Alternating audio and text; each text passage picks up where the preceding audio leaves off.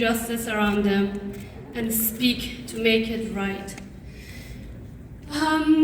We spoke today a lot about how we can help others and how important it is for us to help others. And we didn't speak a lot about the fact that, first of all, we need to help ourselves in order to be able to support others. And there are a few ways you can do that. What worked for me was facing my fears and dreaming big dreams, such as escaping child marriage. I was born in Herat, Afghanistan, under the Taliban's regime. My family fled to Iran when I was very young. I cannot remember the age, but I was very young. And in Iran, life was not easy. We were all alike. That was great, but it had its own difficulties. In Iran, all I wanted was to go to school, to have the same uniform that girls were wearing and sitting in classrooms, talking to friends. But it never happened to me because I was an immigrant. I had no ID.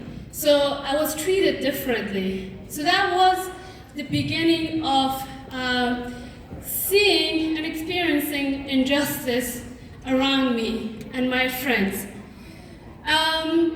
At age 10, I was being sold into marriage. Obviously, I was too young to know what was happening to me, so I didn't really do anything to stop it. But I was lucky enough that the marriage was called off. But at age 16, I was in Iran at an NGO that provided basic education to young undocumented refugees. It was there that I learned about myself. That's why I'm telling you, it is so important to learn about yourself first, to see what you have to offer, and then go out.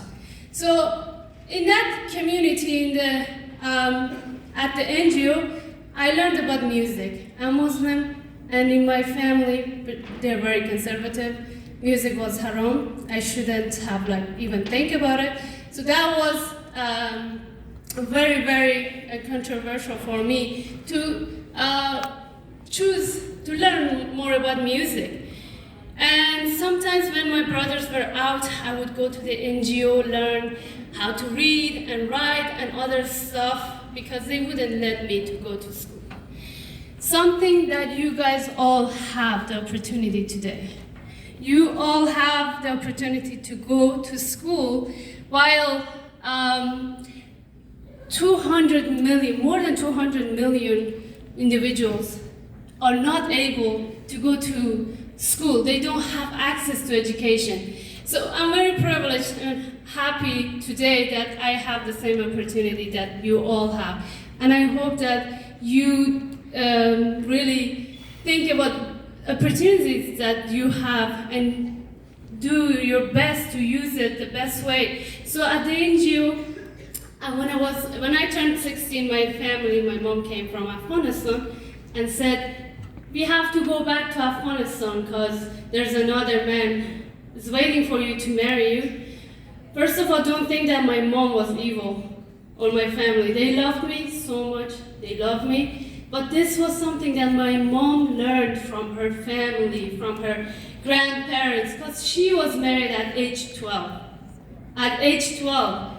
And she was trying to be the best lady or best woman in our community, following their tradition. So she thought this was the best thing for me and for my sisters who were sold into marriage, 2 of them. And when she told me that, all my dreams shattered. So I couldn't believe that it was my turn to be sold into marriage until I went back to my dreams book. At the NGO, I learned how to keep my dreams alive. And I found a notebook, I printed pictures of my dreams. It was back then that I realized I had so many dreams, and I never spoke of them until I saw the pictures, until the NGO gave me the opportunity to think about who I am and who I want to be in the future. So looking at the dreams book, it gave me an idea where I want to be in the future. Basically, the dreams book is the map where I want to end up. I have 2 dreams books now, And I created another dreams book for girls, individuals around the world, especially for girls today who are not able to go to school in Afghanistan. So I designed another notebook for them to be able to see their dreams. It might not come true right away, but this will allow them to unleash their thinking and imagination. And I'm hoping that with the help of V-Day Ali Center, we will be able to print this notebook, Dreams Book, for you all in the future. So you also get the opportunity. I know you know what your dreams are, but having a picture of it on the notebook, it will encourage you more each time that you look at it. So today there is a movie called Sonita. You can watch it if you want to learn more about how the Dreams Book really helped me to escape child marriage. So at age 16, the Dreams Book really empowered me to stand up against my family, who I love the most. And I wrote a rap song called Daughters for Sale. And Eminem really encouraged me to use rap music as a tool, because I was always looking for a way to talk about poverty, immigration, child labor. And then I realized that rap was the best way, because all people listen to music, especially young people. And that was the first time that no one interrupted me, because I was singing, rapping. And one day my family, they saw the video on TV in Afghanistan. I was trying to keep it a secret, but they saw it on TV. I got full scholarship to come to the US. For the first time, I got an ID. And coming to US, I landed in Utah. I went to high school for 4 years there. And I had the opportunity. I saw what opportunities were around me, and I did not want to miss them. So that's what I'm trying to help you understand, that there are so many opportunities around you guys. First, try to see who you really are, and what you want to be in the future, and how can you help someone else. Because even if you choose one person that you want to help, that's going to lead to another person, and it's going to continue. Because when I ended up in Utah, I decided to help my friends who were also forced into child marriage, who always appeared in classroom with bruises on their faces.